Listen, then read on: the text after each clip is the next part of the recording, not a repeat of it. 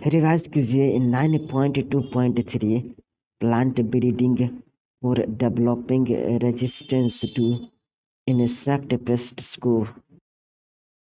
Crop plant और crop produce की large scale पर डिस्ट्रक्शन का अन्य प्रमुख कारण इंसेक्ट तथा पेस्ट इन्फेस्टेशन है। होस्ट क्रॉप प्लांट्स में इंसेक्ट के प्रति रेजिस्टेंस मॉर्फोलॉजिकल, बायोकेमिकल अथवा फिजियोलॉजिकल कैरेक्टरिस्टिक के कारण हो सकता है। Are you agree with this?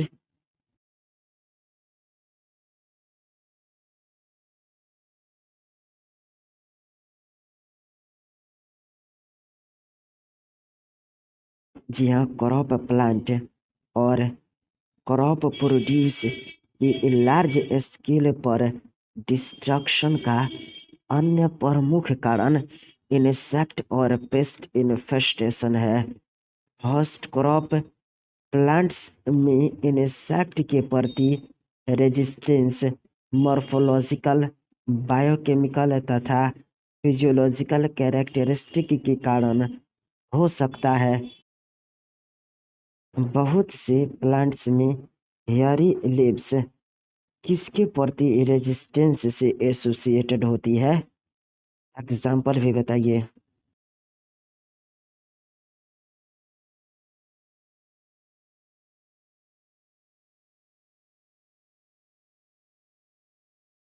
जी हाँ, बहुत से प्लांट्स में हेयरी लीव्स इंसेक्ट पेस्ट के प्रति रेजिस्टेंस से एसोसिएटेड होती है। एग्जाम्पल के लिए कॉटन में जैसिड्स तथा वीट में सीरियल लीफ बेटल के प्रति रेजिस्टेंस होते हैं। जी हाँ, hairy leaves in several plants are associated with resistance to insect pest. Example, resistance to pests in cotton and cereal leaf beetle in wheat. बताइए, क्या wheat की सॉलिड स्टेम के कारण स्टेम सप्लाई उनके पास नहीं आती तथा स्मूथ लीव्स और नेक्टरलेस कॉटन की वैराइटीज बुलवर्म को आकर्षित नहीं करती?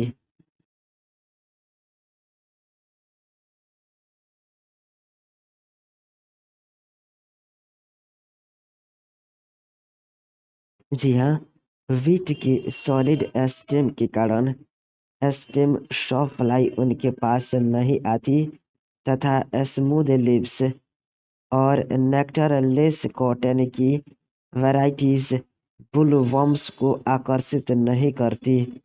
जी हाँ, in wheat solid stems lead to non preference by the stem sawfly and smooth leaf and nectarless cotton varieties do not attract bollworms. बताइए, क्या high aspartic acid, low nitrogen और शुगर कंटेंट मेज में स्टेम बोरर्स के प्रति resistance क्षमता उत्पन्न करते हैं?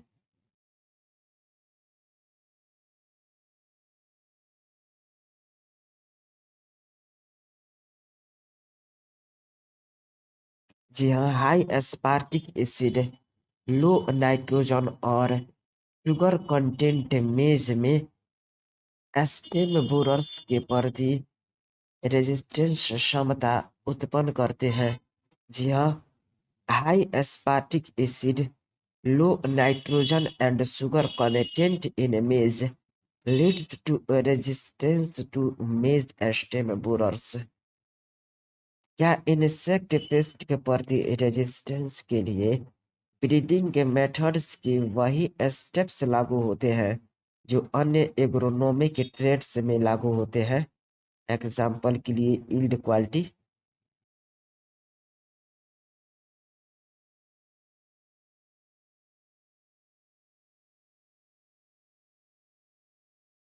जी हाँ, इंसेक्ट पेस्ट के प्रति रेजिस्टेंस के लिए ब्रीडिंग मेथड्स के वही स्टेप्स लागू होते हैं जो अन्य एग्रोनॉमिक ट्रेड्स में लागू होते हैं। एग्जाम्पल के लिए यील्ड, क्वालिटी आदि। Breeding methods for insect pest resistance involve the same steps as those for any other agronomic trait such as yield or quality and are as discussed earlier. Resistance gene के source cultivate variety अथवा crop या उनके wild relative का germ plasm collection हो सकता है। Are you agree with this?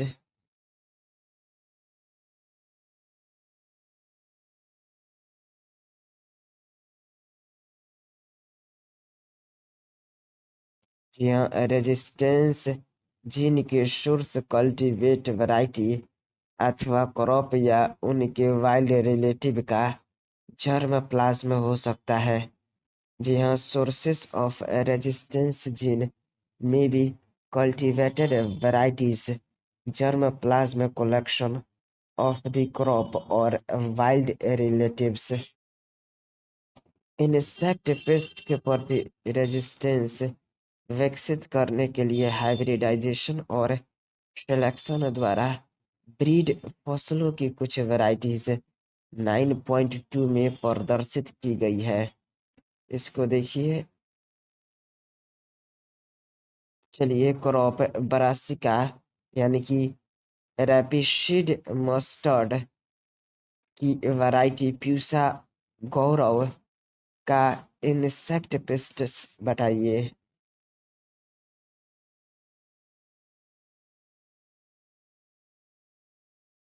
जी हाँ, क्रॉप ब्रासिका यानी कि rapeseed mustard variety Pusa Gaurav का इंसेक्ट पेस्ट एफिड्स है। जी हाँ, क्रॉप ब्रासिका यानी कि rapeseed mustard variety Pusa Gaurav का इंसेक्ट पेस्ट एफिड्स है। जी हाँ, क्रॉप ब्रासिका यानी कि rapeseed mustard variety Pusa Gaurav का इंसेक्ट पेस्ट एफिड्स है। चलिए, क्रॉप फ्लैट बीन की variety Pusa Sem second, Pusa Sem third का इंसेक्ट पेस्ट बताइए।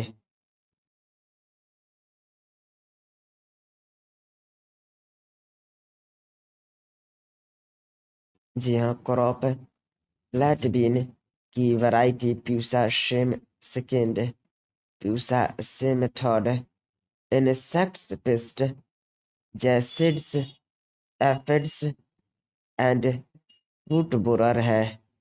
जी हाँ, क्रॉप फ्लैट बीन की variety Pusa Sem second, Pusa Sem third insect pest jassids, aphids and root borer है। जी हाँ, क्रॉप फ्लैट बीन की variety Pusa Sem second, Pusa Sem third insect pest jassids, aphids and root borer है। चलिए, क्रॉप ओकरा यानी कि भिंडी की वैरायटी प्यूसा शवानी, प्यूसा ए4 का इंसेक्ट पेस्ट बताइए।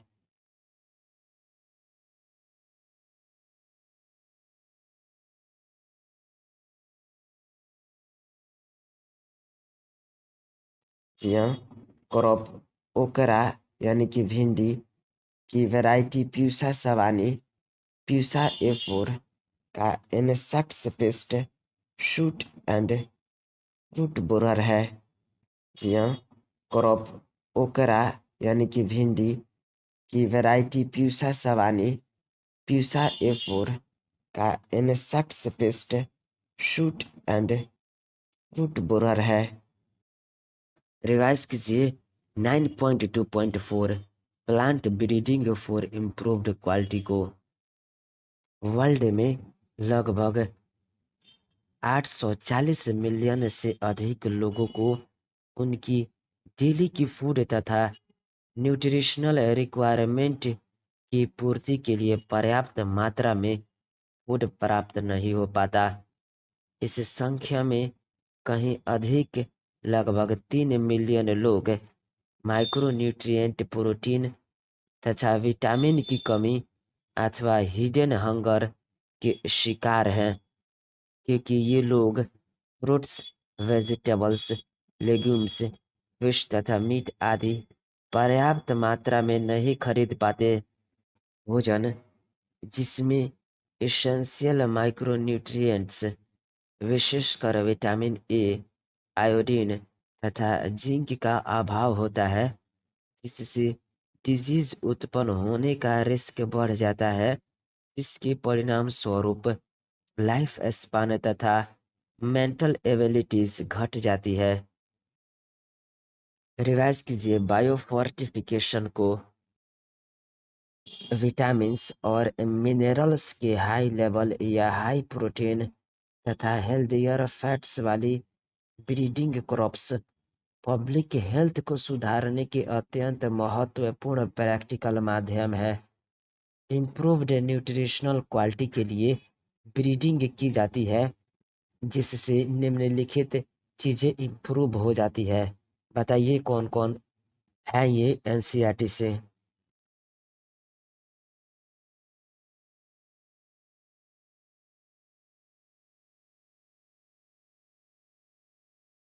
जी हाँ, विटामिन्स और मिनरल्स के हाई लेवल या हाई प्रोटीन तथा हेल्दियर फैट्स वाली ब्रीडिंग क्रॉप्स पब्लिक हेल्थ को सुधारने का अत्यंत महत्वपूर्ण प्रैक्टिकल माध्यम है।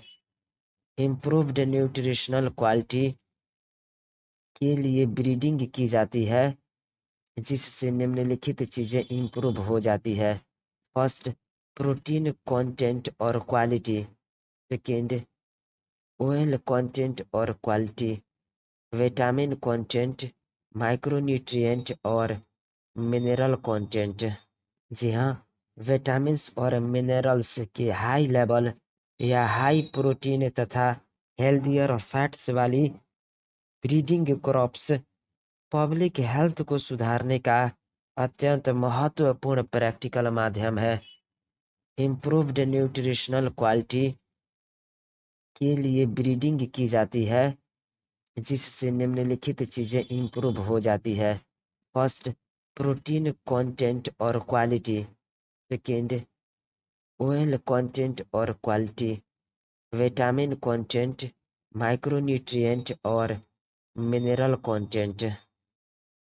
पहले से डेवलप्ड हाइब्रिड मेज की तुलना में 2000 में डेवलप्ड हाइब्रिड मेज में एमाइनो एसिड, लाइसिन तथा ट्रिप्टोफैन की दुगुनी मात्रा पाई जाती है। Are you agree with this?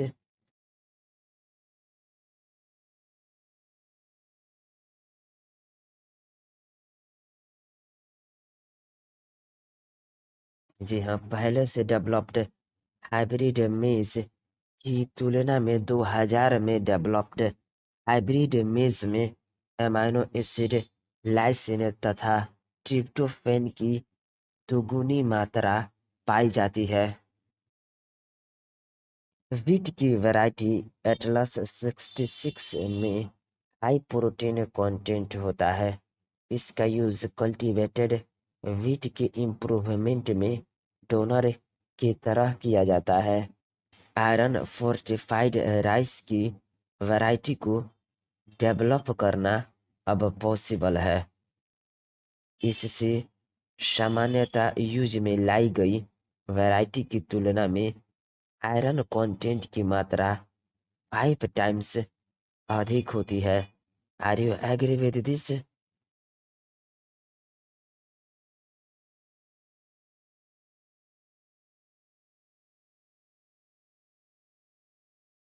जी हाँ, वीट की वैरायटी एटलस 66 में हाई प्रोटीन कंटेंट होता है। इसका यूज कल्टीवेटेड वीट की इम्प्रूवमेंट में डोनर की तरह किया जाता है। ये फोर्टिफाइड राइस की वैरायटी को डेवलप करना अब पॉसिबल हो गया है। इससे सामान्यतः यूज में लाई गई वैरायटीज की तुलना में आयरन कंटेंट की मात्रा 5 टाइम्स अधिक होती है। Indian agricultural research institute new Delhi ने वेजिटेबल की बहुत सी क्रॉप को रिलीज किया है जिनमें विटामिन तथा मिनरल प्रचुर मात्रा में होते हैं। उदाहरण बताइए।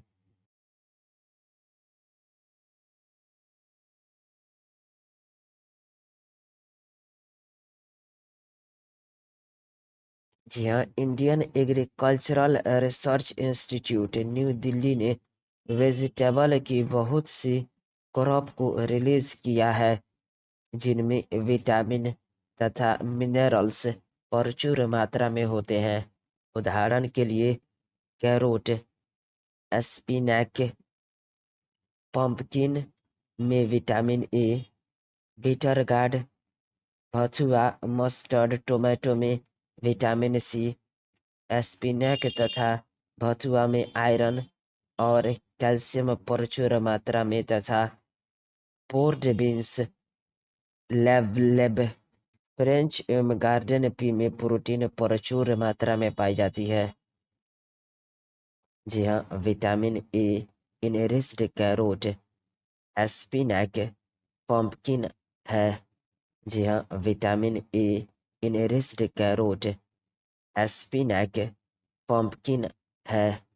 जी हाँ, vitamin A enriched carrot, spinach, pumpkin है। चलिए विटामिन सी इनरिच्ड बताइए।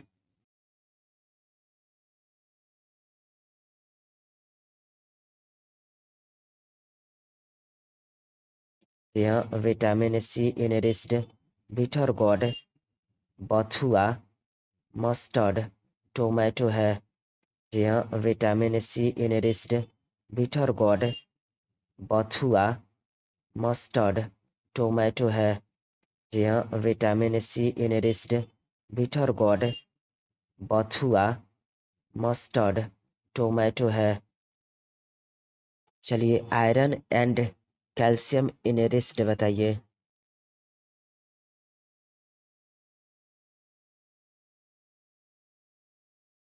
जी हाँ, iron and calcium enriched spinach and बथुआ है।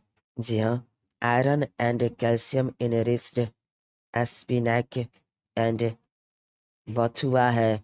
जी हाँ, iron and calcium enriched spinach and बथुआ है। चलिए अब प्रोटीन इनरिच्ड बताइए।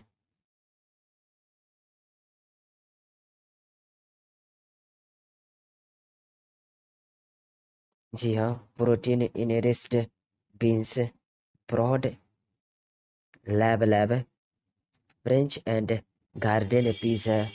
जी हाँ, protein enriched beans, broad, lab French and garden peas है। जी हाँ, protein enriched beans, broad, lab French and garden peas है। रिवाइज कीजिए 9.3 सिंगल सेल प्रोटीन यानी कि SCP को। ह्यूमन और एनिमल्स की संख्या जिस रेट से बढ़ रही है, फूड संबंधी उनकी demand cereals, pulses, vegetable, fruit आदि को कन्वेंशनल एग्रीकल्चर प्रोडक्शन द्वारा पूरी नहीं हो पा रही है। ग्रेन से मीट की ओर शिफ्टिंग से भी सीरियल्स की डिमांड बढ़ गई है क्योंकि एनिमल्स के फार्मिंग के समय 1 kg मीट उत्पन्न करने के लिए उसे 3-4 kg ग्रेन की आवश्यकता होती है। 25% से भी अधिक ह्यूमन पॉपुलेशन हंगर तथा माल न्यूट्रिशन का शिकार है। तब एनिमल तथा ह्यूमन के न्यूट्रिशन के लिए प्रोटीन के वैकल्पिक सोर्स में से एक सोर्स बताइए।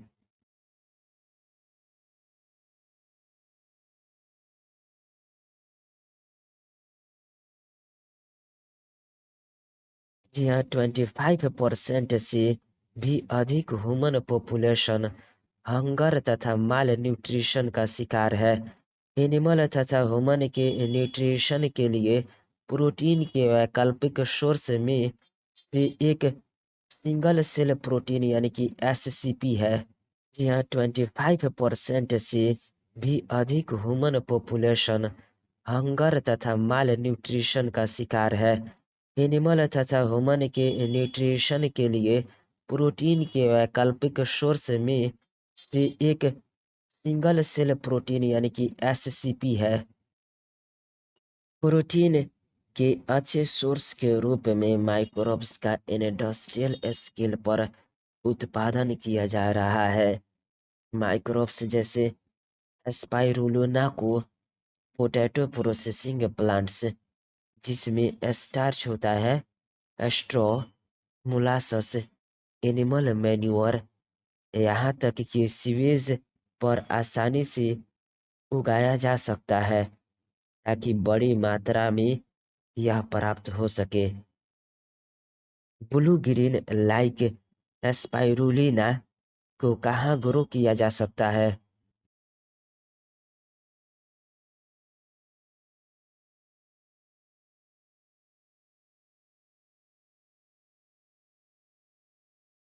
जी हाँ, ब्लू ग्रीन अलगी लाइक स्पाइरुलिना को पोटैटो प्रोसेसिंग प्लांट्स जिसमें स्टार्च होता है, स्ट्रॉ, मोलासस, एनिमल मैन्योर, यहाँ तक कि सीवेज पर आसानी से उगाया जा सकता है ताकि बड़ी मात्रा में यह प्राप्त हो सके। जी हाँ, ब्लू ग्रीन अलगी लाइक स्पाइरुलिना को पोटैटो प्रोसेसिंग प्लांट्स जिसमें स्टार्च होता है, स्ट्रॉ, मोलासस, एनिमल मैन्योर, यहाँ तक कि सीवेज पर आसानी से उगाया जा सकता है ताकि बड़ी मात्रा में यह प्राप्त हो सके। जी हाँ, ब्लू ग्रीन अलगी लाइक स्पाइरुलिना को पोटैटो प्रोसेसिंग प्लांट्स जिसमें स्टार्च होता है, स्ट्रॉ, मोलासस, एनिमल मैन्योर, यहाँ तक कि सीवेज पर आसानी से उगाया जा सकता है ताकि बड़ी मात्रा में यह प्राप्त हो सके। बताइए क्या blue green like spirulina protein, minerals, fats, carbohydrates, vitamin rich food की तरह कार्य कर सकता है? और क्या संयोग से इसका उपयोग एनवायरमेंटल पॉल्यूशन को भी कम करने में किया जा सकता है?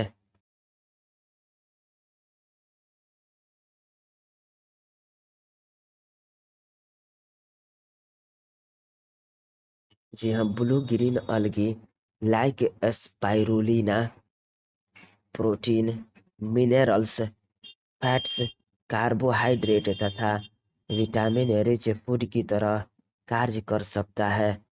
संयोग से इसका उपयोग इन्वायरमेंटल पोल्यूशन को भी कम करने में किया जा सकता है। जी हाँ, blue green अलगी like spirulina protein, minerals, fats, carbohydrate तथा विटामिन रिच फूड की तरह कार्य कर सकता है। संयोग से इसका उपयोग इन्वायरमेंटल पोल्यूशन को भी कम करने में किया जा सकता है। एक अनुमान के अनुसार 250 केजी वाली काऊ प्रतिदिन कितना प्रोटीन प्रोड्यूस करती है?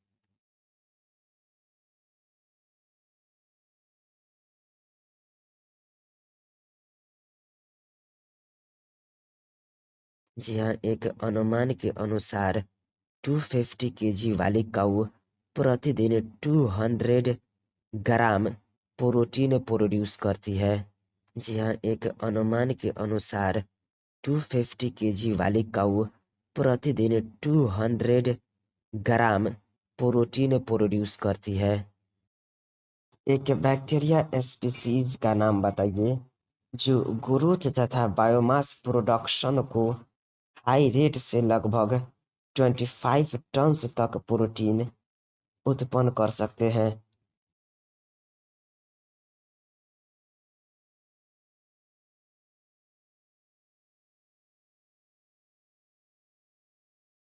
जी हाँ, certain bacterial species like methylophilus methylotrophus because of its high rate of biomass production and growth can be expected to produce 25 tons of proteins.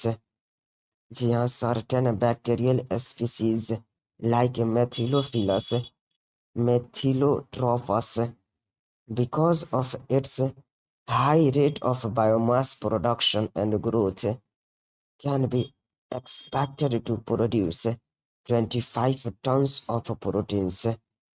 जी हाँ, certain bacterial species like Methylophilus methylotrophus because of its high rate of biomass production and growth can be expected to produce 25 tons of proteins.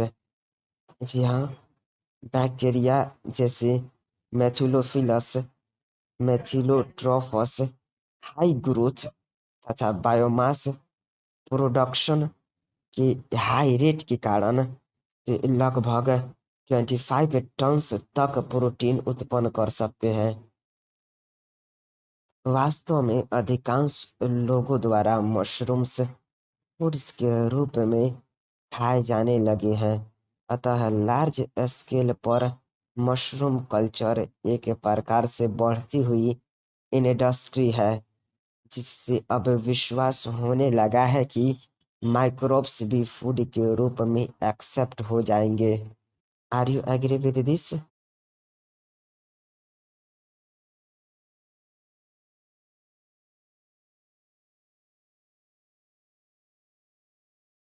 जी हाँ, वास्तव में अधिकांश लोगों द्वारा mushrooms food के रूप में खाए जाने लगे हैं। अतः लार्ज स्केल पर मशरूम कल्चर एक प्रकार से बढ़ती हुई इंडस्ट्री है, जिससे अब विश्वास होने लगा है कि माइक्रोब्स भी फूड के रूप में एक्सेप्ट हो जाएंगे।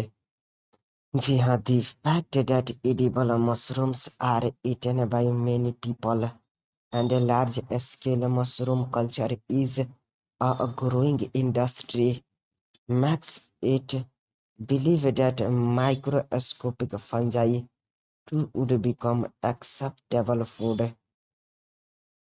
रिवाइज कीजिए 9.4 टिश्यू कल्चर को।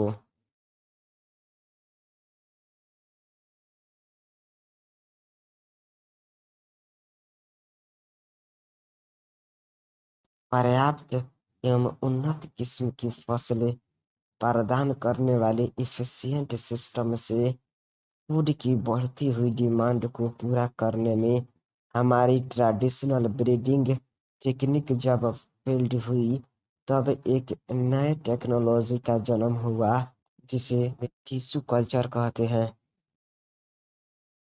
टिश्यू कल्चर का क्या अर्थ है?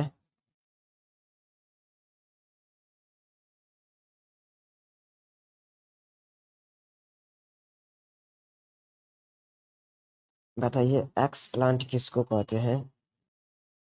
जी हाँ, सन 1950 के समय साइंटिस्ट को पता चला कि होल प्लांट को एक्सप्लांट से रीजेनरेट किया जा सकता है, अर्थात पौधे के किसी पार्ट को निकालकर टेस्ट ट्यूब में स्टेराइल कंडीशन तथा स्पेशल न्यूट्रिटिव मीडियम में ग्रो कराए गए तो नए पौधे तैयार हो जाते हैं। पौधे का जो पार्ट निकालते हैं वह एक्सप्लांट कहलाता है।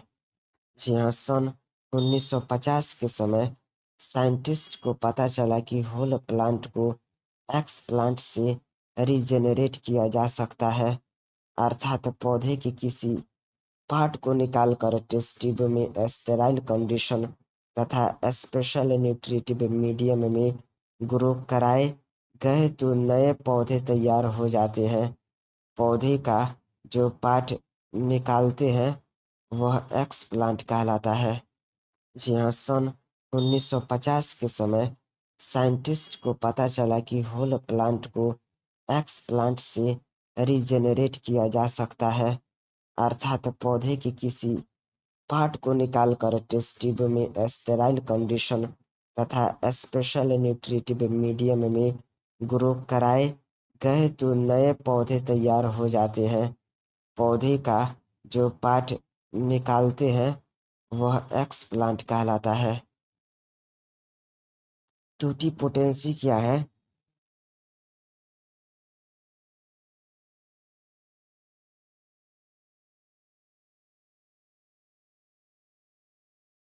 जी हाँ, किसी सेल के एक्स प्लांट से होल प्लांट रीजेनरेट होने की कैपेसिटी टूटी पोटेंसी कहलाती है।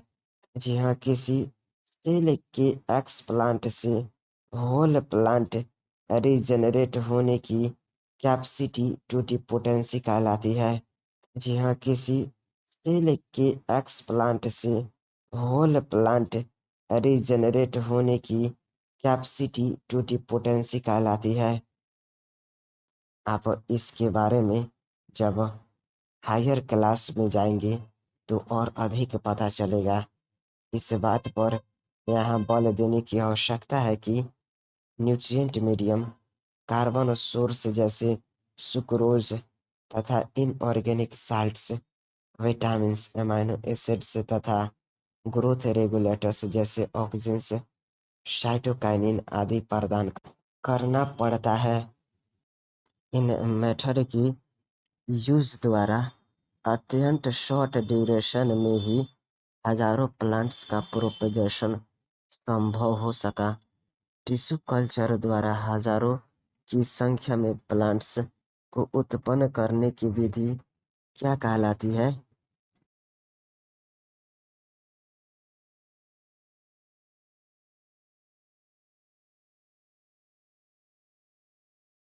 जी हाँ, टिश्यू कल्चर द्वारा हजारों की संख्या में प्लांट्स को उत्पन्न करने की विधि माइक्रो प्रोपेगेशन कहलाती है।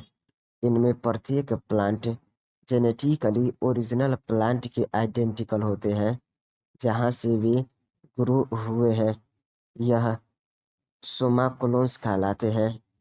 जी हाँ, टिश्यू कल्चर द्वारा हजारों की संख्या में प्लांट्स को उत्पन्न करने की विधि माइक्रो प्रोपेगेशन कहलाती है। इनमें प्रत्येक प्लांट जेनेटिकली ओरिजिनल प्लांट के आइडेंटिकल होते हैं जहाँ से वे ग्रो हुए हैं। यह सोमाकोलोन्स कहलाते हैं। जी हाँ, टिश्यू कल्चर द्वारा हजारों की संख्या में प्लांट्स को उत्पन्न करने की विधि माइक्रो प्रोपेगेशन कहलाती है। इनमें प्रत्येक प्लांट जेनेटिकली ओरिजिनल प्लांट के आइडेंटिकल होते हैं जहाँ से वे ग्रो हुए हैं। यह सोमाकोलोन्स कहलाते हैं। बताइए, सोमाकोलोन्स कौन कहलाते हैं?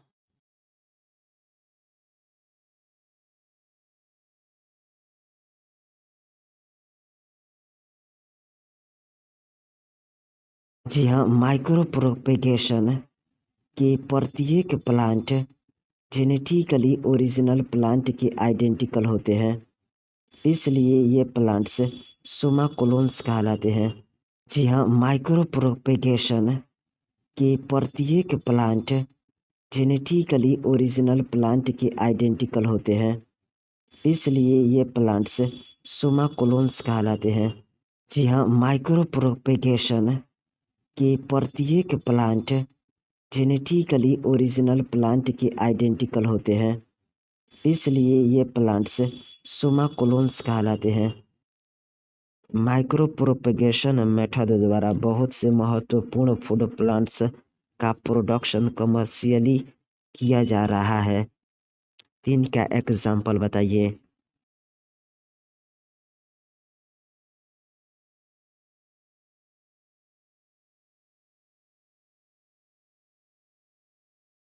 जी हाँ, माइक्रो प्रोपेगेशन मेथड द्वारा बहुत से महत्वपूर्ण फूड प्लांट्स जैसे टोमेटो, बनाना, एप्पल आदि का कमर्शियल स्केल पर प्रोडक्शन किया जा रहा है।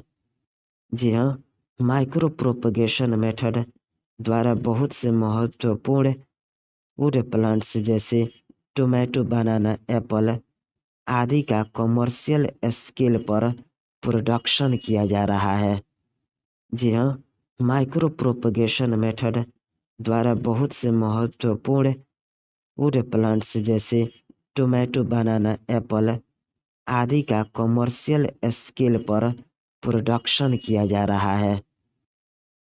किसी टिश्यू कल्चर लेबोरेटरी में आप अपने टीचर के साथ जाएं ताकि आप इस क्रिया को एप्रिसिएट कर सकें और समझ सकें। बताइए, क्या माइक्रो प्रोपेगेशन मेथड की अन्य इम्पोर्टेंट एप्लीकेशन डिजीज प्लांट से हेल्दी प्लांट्स की रिकवरी करना है?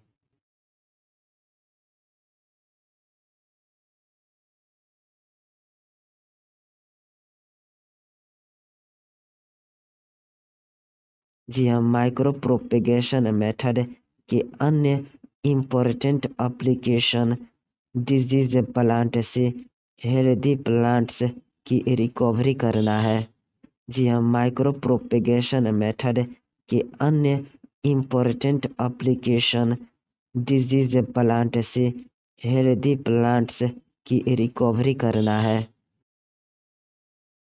प्लांट वायरस से इन्फेक्टेड हो, परंतु फिर भी कौन वायरस से प्रभावित रहता है?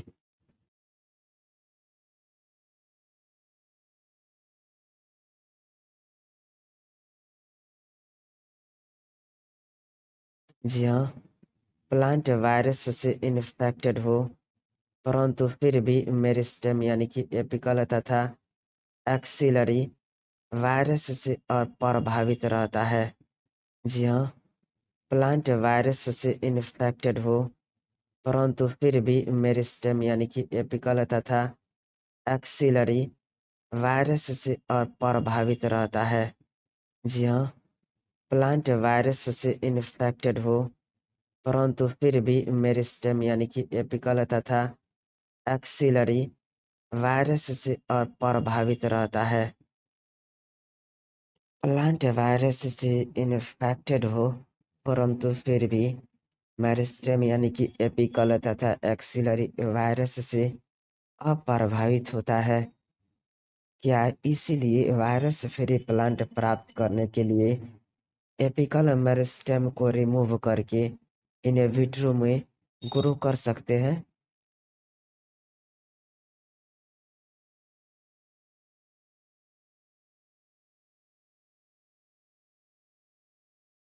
जी हाँ, यदि प्लांट वायरस से इन्फेक्टेड हो, परंतु फिर भी मेरिस्टेम यानी कि एपिकल तथा एक्सिलरी वायरस से अप्रभावित रहता है, इसलिए वायरस फ्री प्लांट प्राप्त करने के लिए एपिकल मेरिस्टेम को रिमूव करके इन विट्रो ग्रो कर सकते हैं। जी हाँ, यदि प्लांट वायरस से इन्फेक्टेड हो, परंतु फिर भी मेरिस्टेम यानी कि एपिकल तथा एक्सिलरी वायरस से अप्रभावित रहता है, इसलिए वायरस फ्री प्लांट प्राप्त करने के लिए एपिकल मेरिस्टेम को रिमूव करके इन विट्रो ग्रो कर सकते हैं। 3 ऐसे पौधे का नाम बताइए जिनके मेरिस्टेम को कल्चर करने में साइंटिस्ट को सफलता मिल गई है।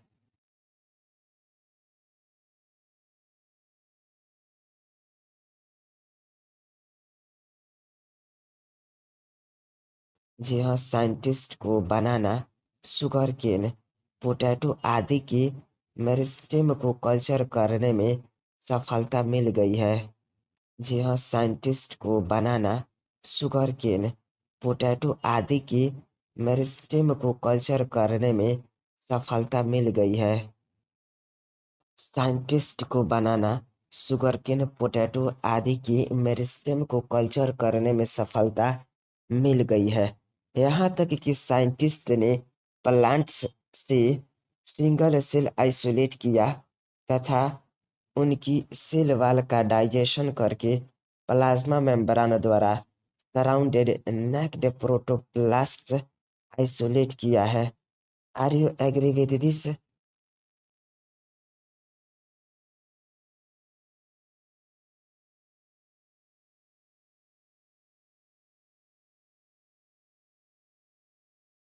जी हाँ, वैज्ञानिकों को बनाना, शुगरकेन, पोटैटो आदि की मेरिस्टेम को कल्चर करने में सफलता मिल गई है।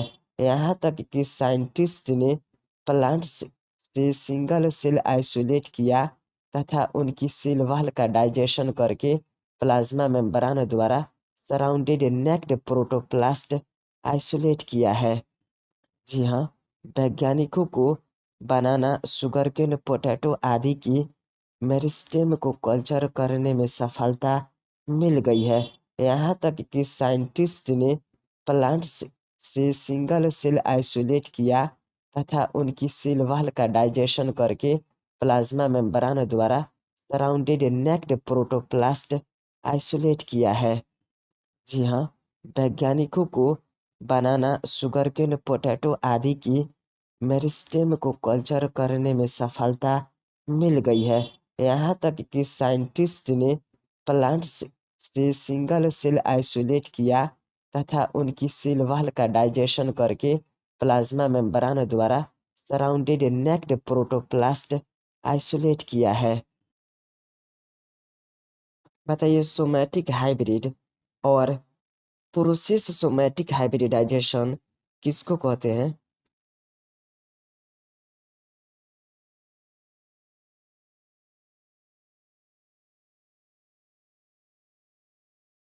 जी हाँ, प्लांट की दो डिफरेंट वैरायटी से प्रोटोप्लास्ट आइसोलेट करके, यानी कि जिसमें डिजायर्ड कैरेक्टर हो, उन्हें आपस में फ्यूज कर सकते हैं, जिससे हाइब्रिड प्रोटोप्लास्ट प्राप्त हो सके, जिसे फर्दर ग्रो करा के नया प्लांट प्राप्त कर सकते हैं।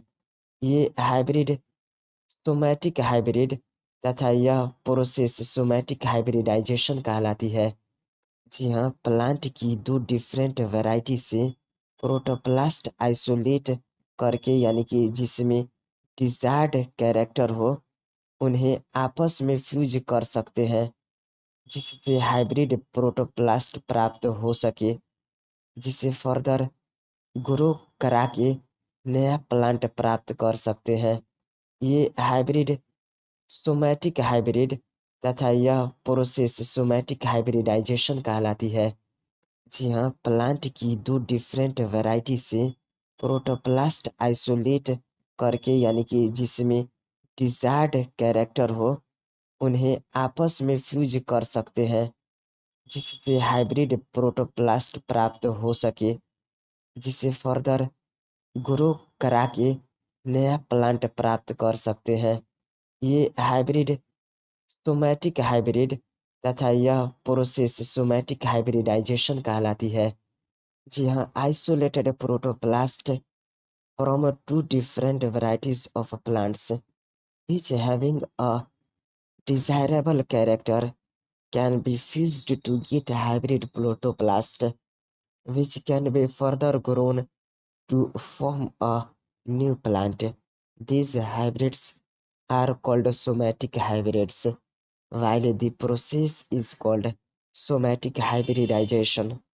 जी हाँ, isolated protoplast from two different varieties of plants, each having a desirable character, can be fused to get a hybrid protoplast, which can be further grown to form a new plant.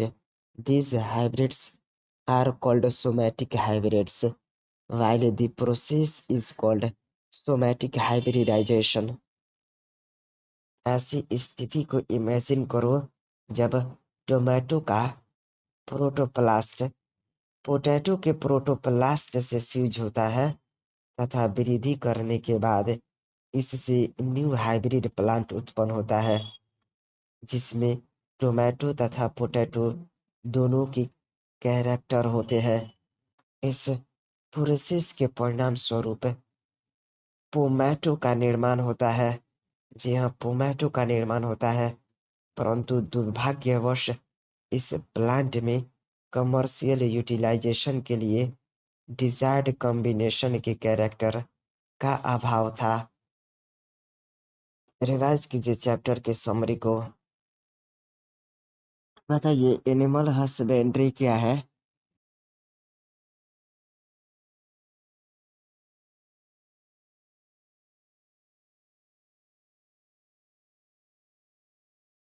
जी हाँ, animal husbandry practice of taking care and breeding domestic animals होता है by applying scientific principles। जी हाँ, animal husbandry practice of taking care and breeding domestic animals होता है by applying scientific principles। The ever increasing demand of food from animals and animal products, both in terms of quality and quantity, has been met by good animal husbandry practices। Are you agree with this?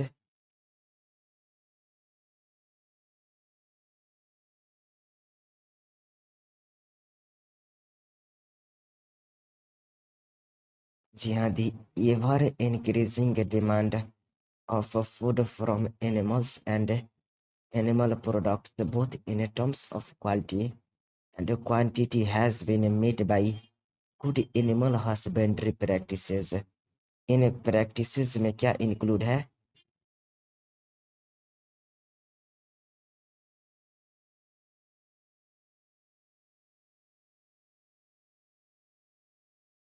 जी हाँ, the ever increasing demand of food from animals and animal products, both in terms of quality and quantity, has been met by good animal husbandry practices। In practices में include है first, management of farm and farm animals, and second, animal breeding। जी हाँ, the ever increasing demand of food from animals and animal products, both in terms of quality and quantity, has been met by good animal husbandry practices। In practices में include है first, management of farm and farm animals, and second, animal breeding। In a view of the high nutritive value of honey and its medicinal importance, there has been a remarkable growth in the practices of beekeeping or apiculture। Are you agree with this?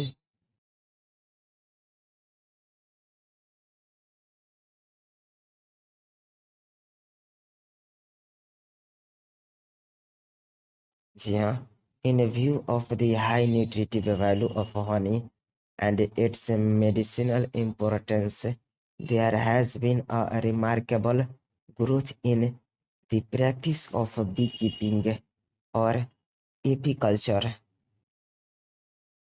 बताइए fisheries क्या है?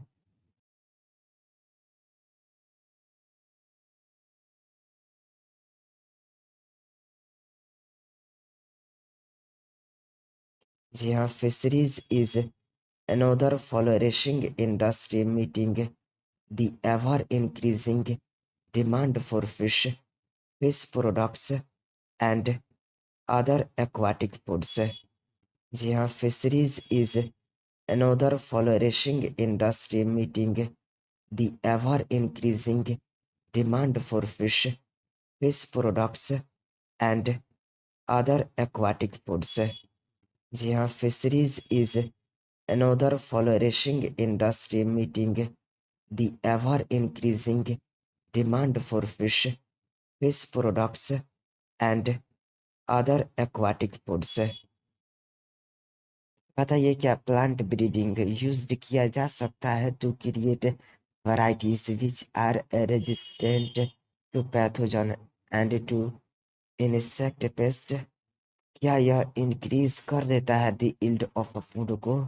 बताइए क्या इस method को use किया जाता है to increase the protein content of plant foods and thereby enhance the quality of food?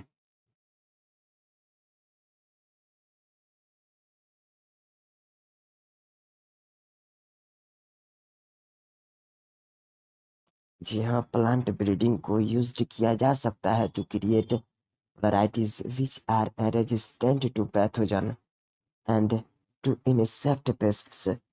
यह इंक्रीजेस करता है the yield of the food को। यह मेथड को यूज्ड किया जाता है to increase the protein content of the plant foods and thereby enhance the quality of food. जी हाँ, प्लांट ब्रीडिंग को यूज्ड किया जा सकता है to create varieties which are resistant to pathogen and to insect pests. यह increases करता है the yield of the food को। यह मेथड को यूज्ड किया जाता है to increase the protein content of the plant foods and thereby enhance the quality of food. In India, several varieties of different crop plants have been produced. All these measures enhance the production of food. Are you agree with this?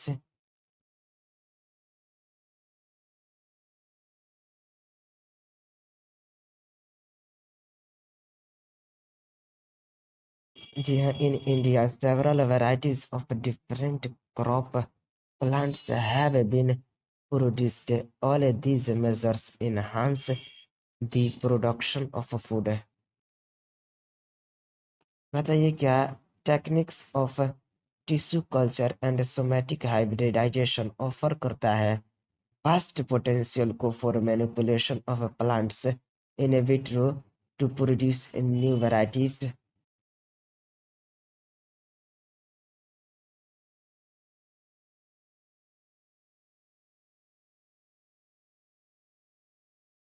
जी हाँ, techniques of tissue culture और somatic hybridization offer करता है vast potential को for manipulation of plants in vitro to produce new varieties. जी हाँ, techniques of tissue culture और somatic hybridization offer करता है वास्ट पोटेंशियल को for manipulation of plants in vitro to produce new varieties.